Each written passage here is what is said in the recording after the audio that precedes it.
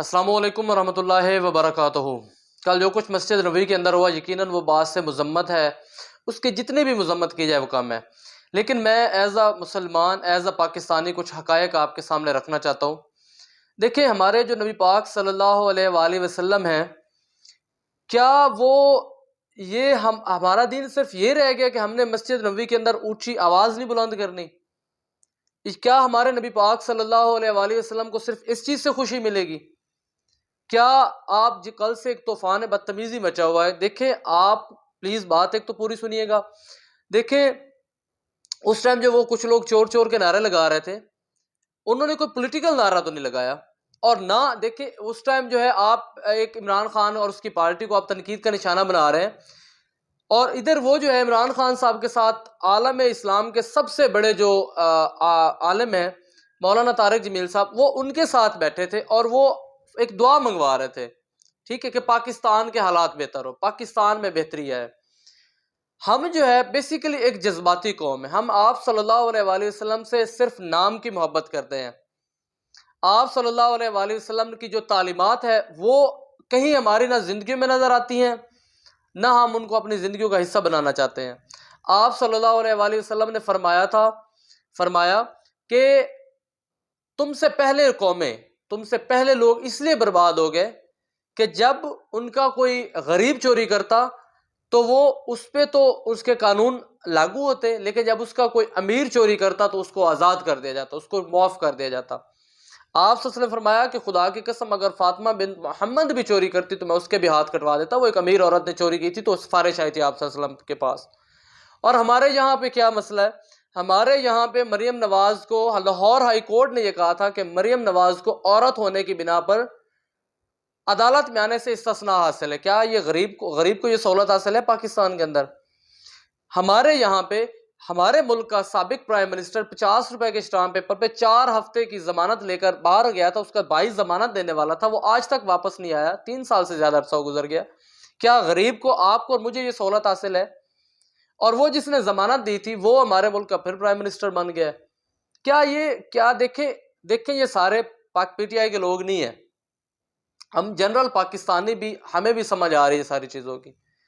تو خدا را اب لاسٹ ایئر ہوا یہ تھا کہ پاکستان تحریک انصاف کے چیئرمین عمران خان صاحب مکہ کے اندر گئے تھے اور وہاں ان پہ بھی نعرے لگے تھے، اور مریم نواز نے اپنے ٹویٹر سے ان نعروں کے بارے میں کہا تھا کہ یہ شخص جو ہے یہ بے شک عزت ذلت دینے والے اللہ کی ذات ہے، یہ وہاں پہ بھی ذلیل ہو رہا ہے، اور اس کو باقاعدہ ٹرینڈ چلا کے اس کو وائرل کیا گیا تھا اس واقعے کو۔ اس ٹائم اخلاقیات نہیں یاد آئی تھی ہمارے، نا کچھ کرائے کے پھدکنے والے، میں وہ برا لفظ نہیں استعمال کرنا چاہتا، ان کو صرف اور صرف اسلامی تعلیمات جو ہے، اسلام جو ہے وہ صرف جب عمران خان، حالانکہ اس نے وہ کیا ہی نہیں، اس کے بارے میں وہ بڑا یاد آ جاتا۔ ویسے ابھی ایک پیپلز پارٹی کی ایم این اے نے اسمبلی کے اندر کھڑے ہو کر کہا ہے کہ اذان سے ہمیں بیزاری ہوتی ہے۔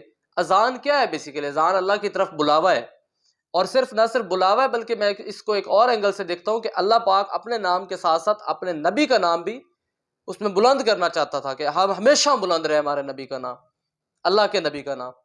تو وہ اس اذان کو بیزاری کہہ رہی ہے، اور اس پہ کوئی واویلا نہیں ہو۔ اگر یہ کوئی پی ٹی آئی کا اس طرح کا کوئی بندہ کر، ہم دیکھیں قطعاً خدا کی قسم ڈیفینڈ نہیں کر رہے پی ٹی آئی کو، لیکن مسئلہ یہ ہے کہ جب اس طرح فضول قسم کے لوگ جو ہے اس پہ ہاہاکار اور ویویلا مچا رہے ہیں تو پھر افسوس ہوتا ہے بھائی اس بات پہ۔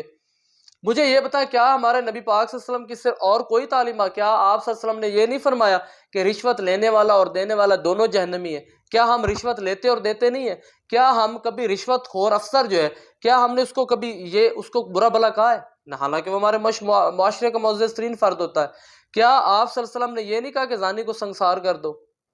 کیا ہم اس پہ عمل کرتے ہیں؟ کیا آپ صلی اللہ علیہ وسلم نے نماز، روزہ، زکوٰۃ، حج، ان چیزوں کی تلقین، کیا ہم اس پہ پورا اترتے ہیں؟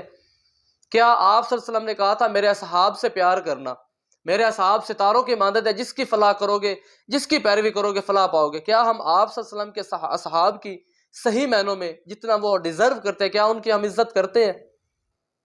کیا مسجد نبوی کے اندر بلند آواز بولنا ہمیں اجازت نہیں ہے؟ تو میرے نبی نے جن اصحاب کو اپنے ساتھ سلایا ہوا ہے، کیا ان اصحاب کی کوئی شان نہیں ہے؟ دیکھیں میں اسلامک اینگل یوز کرنا نہیں چاہ رہا، لیکن یہ پی ڈی ایم کے مکس اچار کے اندر سارے کے سارے لوگ اکٹھے ہو گئے، اور یہ صرف ایک پارٹی غلط ہوگی، یہ سارے ٹھیک۔ پی ڈی ایم کے مکس اچار کے اندر ہمارے سارے مکتب فکر کے اسلام کے سارے فرقوں کے لوگ اکٹھے ہو گئے، ان کو ایک دوسرے کے خلاف ان کی جو چپکلش ہے ان کو وہ بھی نظر نہیں آتی۔ مولانا فضل الرحمان صاحب بھی علماء دیوبند میں سے، مولانا طارق جمیل صاحب بھی علماء دیوبند میں سے۔ مولانا فضل الرحمان صاحب ٹھیک ہے، مولانا طارق جمیل صاحب غلط ہے، یہ کہاں کا انصاف ہے؟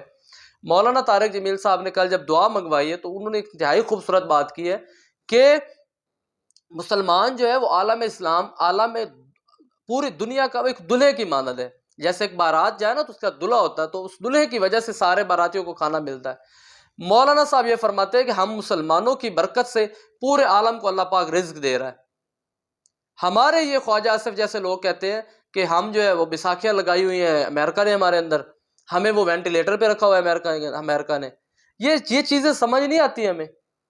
خدا را یہ مذہبی کارڈ استعمال کرنا بند کر دیں۔ وہ سعودی عرب کی جو ہے انہوں نے بھی یہ کہا ہے کہ یہ سارے مطلب جو لوگ ہیں، یہ ایک تو پورے مطلب دنیا اسلام کے جتنے بھی مختلف ممالک کے لوگ وہاں پہ رہتے ہیں وہ تھے، اور دوسرا یہ مسجد نبوی کے باہر واقع ہوا ہے۔ لوگ ایویں شغل میں بھی ایک بندہ کہہ رہا ہو باقی شغل میں بھی کہنا شروع ہو جاتے ہیں۔ جتنی یہ پارلیمنٹ بنی ہے، جتنے ہمارے منسٹرز بنے، سارے ضمانتوں پہ رہا نہیں ہے۔ تو یہ دیکھیں چور کہنا یا اس میں اچھا اگر ان کے حق میں نعرے لگائے جاتے پھر انہوں نے کہنا تھا اللہ نے ہمیں عزت دی ہے، یہاں پہ ہمارے حق میں نعرے لگ رہے ہیں، ان کے خلاف جا رہے ہیں، تو جو ہے وہ پتہ نہیں یہ ہمارے نبی پاک صلی اللہ علیہ وسلم کی ذات کو لے کر سیاست کی جا رہی ہے۔ تو انتہائی معذرت کے ساتھ کسی کو میری کوئی بات بری لگی ہو تو میں آپ سے معذرت چاہتا ہوں۔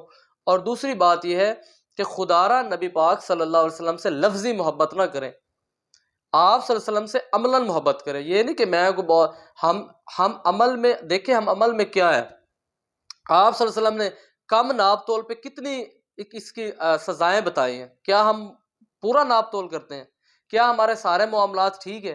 تو پہلے اپنے اندر ہم وہ کہتے ہیں نا ہم اللہ کو مانتے ہیں، ہم اللہ کی نہیں مانتے، یہی بات ہے۔ تو خدا را اپنا ہمارا جو اسلام ہے یہ بہت سینسٹیو ہے، اور یہ سیاست دانوں کے پیچھے ایک دوسرے کے ساتھ تعلقات خراب نہ کریں۔ فضول قسم کے لوگ ہیں جو پتہ نہیں ایک دوسرے کو کیا سے کیا کر رہے ہیں۔ اور جو پاکستان تحریک انصاف ہے، جو پی ٹی آئی اندر بظاہر، اب مجھے یہ بتائیں 27ویں رمضان کی شب اگر انہیں شب دعا رکھی ہوئی جس میں آپ کے ملک کا سب سے بڑا عالم دین اس کی نمائندگی کر رہا ہے، اور وہ جو دعائیں منگوا رہا ہے، آپ وہ سنیں تو صحیح ایٹ لیسٹ۔ ہم نے بغض عمران میں جو ہے ہم نے مولانا صاحب کو سننا بھی چھوڑ دیا، حالانکہ وہ پہلے فیورٹ تھے ہمارے۔ سو جو مطلب لوگ آپ کے ساتھ ہیں صرف وہ ٹھیک نہیں ہے۔ میں نہیں کہتا پاکستان تحریک انصاف کے سارے لوگ ٹھیک ہیں، سارے فرشتے ہیں۔ پاکستان تحریک انصاف میں لوٹے بھی ہیں، پاکستان تحریک انصاف کے لوگوں نے حرام بھی کھایا ہے، پاکستان میں کہتا ہوں ٹاؤٹوں نے کروڑوں روپے کو مال کما کے بیٹھے ہیں۔ پچھلے 3.5 سال میں پتہ نہیں کیا سے کیا ہوا ہے، سارا کچھ ہوا ہے۔ مسئلہ اس ٹائم یہ بنا ہوا ہے، مسئلہ اسلامی حمیت اور غیرت کی بات ہے۔ ہمارے چیف منسٹر، ہمارے پرائم منسٹر نے بنتے ساتھ ہی کہا ہے کہ جی یورپ کو ناراض کر رہے ہیں، امریکہ کو ناراض کر رہے ہیں، جو بھی ہے مطلب۔ تو بہرکیف یہ چیزوں کو سمجھنے کی کوشش کریں۔ اللہ پاک جو ہے آپ کو اور مجھے جزائے خیر عطا فرمائے، اور رمضان المبارک کی برکتیں سمیٹنے کی توفیق عطا فرمائے۔ والسلام۔